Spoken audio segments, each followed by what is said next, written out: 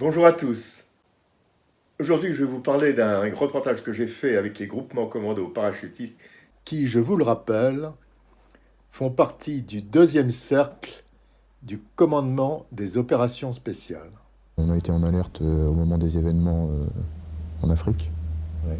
Donc, tous les événements qui sont enchaînés suite aux nombreuses déstabilisations d'ordre politique, géopolitique en Afrique récemment. Alors ce reportage s'est fait sur plusieurs mois, car je ne pouvais absolument pas, pour des raisons évidentes, les suivre tout le temps, car ils sont dépêchés sur des théâtres d'opération sensibles où je ne pouvais pas aller. Juste arrivé dans le régiment, l'on m'informe que ces commandos partent le lendemain pour la Martinique, avant de faire un saut sur la Guyane. On parle de chute libre opérationnelle. Qui dit opérationnel dit en mesure de combattre à l'issue, donc on saute avec de l'armement. Problème, il n'y a pas de place pour moi dans l'avion. Départ de l'aéroport de Toulouse-Mérignac, direction la Martinique, où ils prendront leurs derniers ordres. Après quelques plans et interviews, je prends l'avion pour Charles de Gaulle, où il y a le soir même un vol pour Fort-de-France. Je pourrai ainsi assister au débarquement des commandos et participer à cette opération. Il s'agit donc pour ces hommes d'être largués sur la forêt guyanaise, qui, je vous le rappelle, fait partie de l'Amazonie, et de sécuriser une zone où pourra sauter un régiment parachutiste une semaine plus tard. Le lendemain, sur le tarmac, les commandos reçoivent les dernières instructions. La première équipe à sortir, ça va être l'équipe du 9e RCP. Le leader tirera à 1200 mètres. L'équipier numéro 2, 3 et 4 tireront à 1400 mètres. L'équipier 5 et 6 à 1500 mètres. Et les équipiers 7 et 8 à 1600 mètres. Vous avez en gros une zone délimitée de 500 mètres par 400 mètres qui est un réceptacle propre. Et ensuite, au-delà, dès qu'on arrive dans la forêt, c'est des arbres de 30 mètres de haut. Un des problèmes de ce saut de nuit, ce sont les grands arbres qui les attendent dans cette portion de l'Amazonie. Ce qui veut dire qu'on a un vent de 5 mètres secondes au sol et qu'on n'a pas le droit à l'erreur. Les blagues fusent. C'est un concours d'archers au XIe siècle. Alors, il y a le premier archer qui arrive et il faut tirer sur une pomme qui se situe sur la tête d'un enfant à 50 mètres. Le premier archer arrive, il vise, il lâche la flèche, plac, en plein milieu de la pomme. Tout le monde applaudit, bravo, bravo. Il se retourne vers la foule et il fait « Je suis Robin des Bois ». Bravo Robin des Bois. Le deuxième archer arrive et il dit « Faites reculer l'enfant de 50 pas ». Alors, il faut reculer l'enfant, ils lui remettent une pomme sur la tête. Deuxième archer il tire, bac, en plein milieu de la pomme. Il se retourne vers la foule et fait « Je suis Guillaume Tell ». Alors tout le monde « Bravo Guillaume Tell ». Le troisième archer arrive, il fait « Faites reculer l'enfant de 100 pas ». Alors toute la foule ébahi. Il prend une flèche, il prend un angle encore plus difficile, il tire, clac, en plein milieu du front du môme. Toute la foule il se retourne vers la foule et il fait « Je suis désolé ». Leur mission finale, progresser pendant 2 jours dans la jungle, puis arriver sur une drop zone qu'il faudra sécuriser pour l'arrivée d'un bataillon parachutiste partant de France, en Transal. Nous avons 1500 km à faire. Nous avons plus de 8 heures de vol avant d'arriver à destination.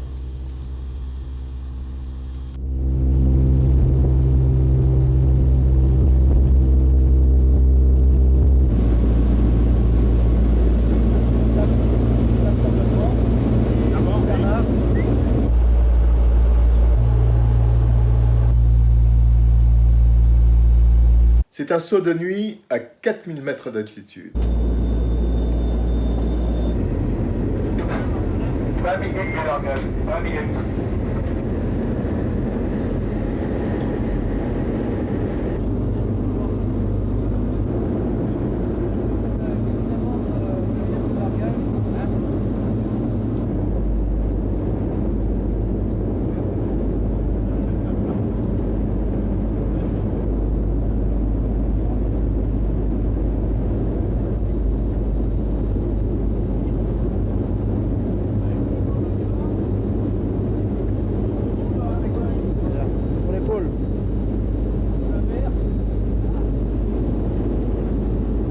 Les commandos suivent le leader grâce à des lampes qui sont fixées sur leurs bras.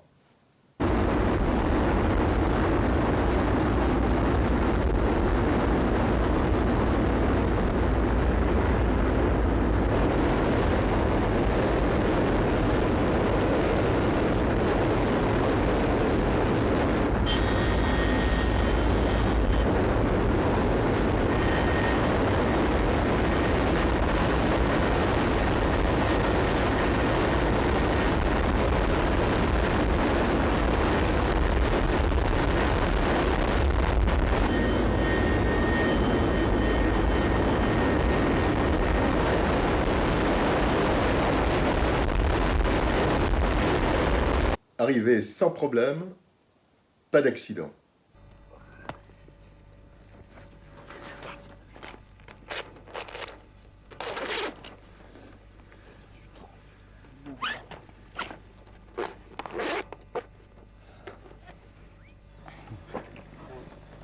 T'es tombé où? À 50 mètres là de la cible. T'étais dans mon dos, hein?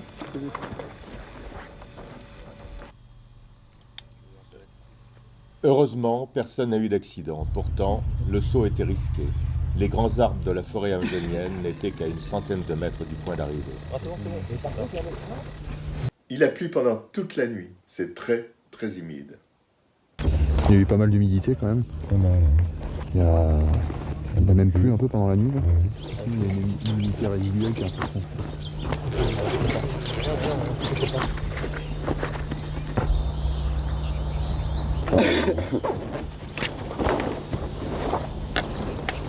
Mais là, nous allons nous déplacer vers la zone de marquage. Maintenant, il nous faudra nous infiltrer dans une zone dite à risque, puis définir le terrain où le régiment pourra sauter. Nous empruntons l'un des affluents du fleuve Maroni, en pirogue, car le temps presse. Les Transals sont partis avec plus de 15 heures d'avance.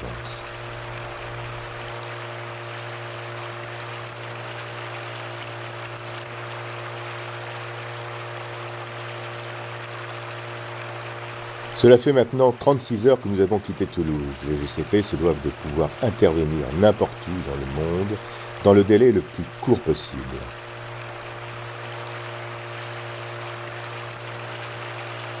Sur le fleuve, des Indiens nous regardent un peu étonnés. Vas-y. Poussez. Ok, Cariello, c'est bon? Ouais, c'est bon. Ensuite, Costa et moi.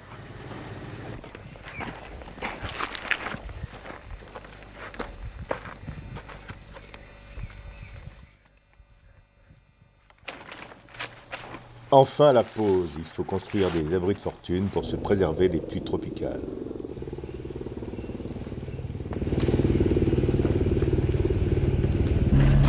On va manger un petit peu, parce que depuis hier soir j'ai pas mangé.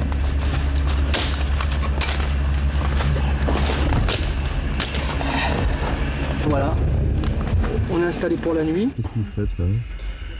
Là, je suis en train de réinitialiser mon GPS parce que j'ai l'impression qu'il n'a pas apprécié la chute libre et il s'est désinitialisé. Alors, grosso modo, je lui rentre des coordonnées à 300 km près et ça lui suffit pour se recaler tout seul.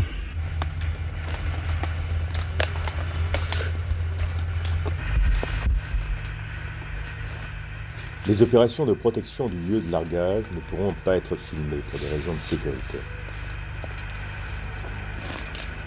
Mais à quoi servent vraiment les GCP? Quand vous l'avez, vous pouvez me communiquer? Oui, reçu. Les missions qui peuvent nous être confiées sont donc d'une part, donc, comme je viens de vous en parler, l'appui à la mise à terre. D'autre part, des missions à dominante action, c'est-à-dire des actions commando pour des réductions soit de personnel, soit d'objectifs particuliers. On peut nous utiliser dans la dominante action pour la saisie de plateformes aéroportuaires, donc ce que nous appelons vulgairement des aéroports, des aérodromes, pour permettre le poser de gros porteurs avec le gros des forces. Ensuite, nous pouvons être employés dans un cadre renseignement. Donc nous pouvons effectuer du renseignement sur zone, donc sur une zone donnée, ou sur un objectif particulier qui peut intéresser le commandement de la division. La radio nous indique que les transals sont en approche.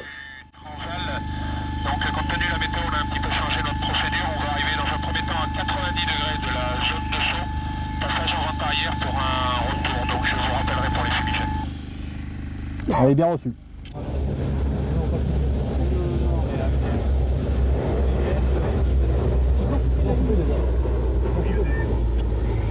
Il gère le DF plus Le PI2, il est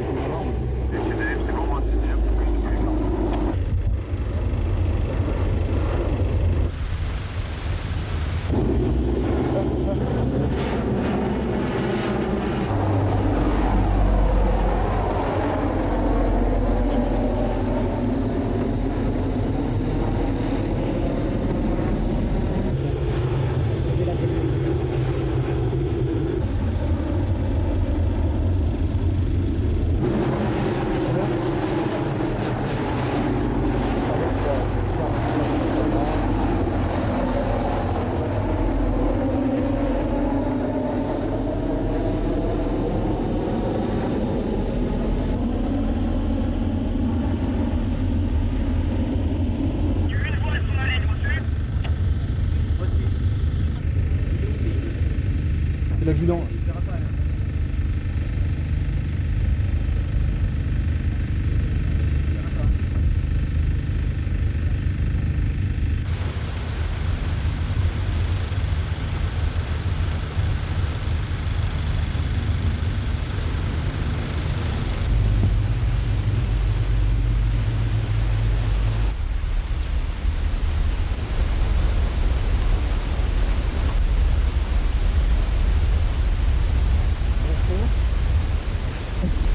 tout a été largué. Elles sont idéales. Donc la mission est accomplie. Oui, alors il faut venir à l'endroit. Voilà pour ce premier récit sur ces commandos parachutistes. Je vous emmènerai prochainement avec eux en Macédoine, car ils étaient partis en attente d'instructions pour intervenir au Kosovo, car des ressortissants français y étaient en danger. Alors, j'espère que vous avez aimé ce récit. À bientôt sur ma chaîne. Et n'oubliez pas, inscrivez-vous sur mon blog. À bientôt. Au revoir.